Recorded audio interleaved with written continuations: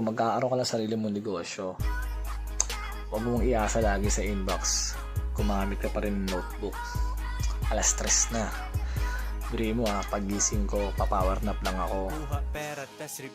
Pagising ako, tulala ako ng 1 oras, maghahabol ako ng ulirat, sasagot ako ng inbox, aayusin ko yung biyahe ko, mag-deliver pa ako, mag-iipon ako ng paninda, tatakbuhin ko lahat.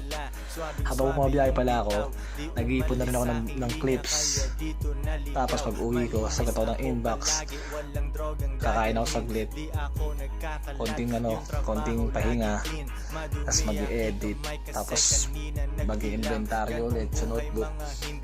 Araw-araw yun.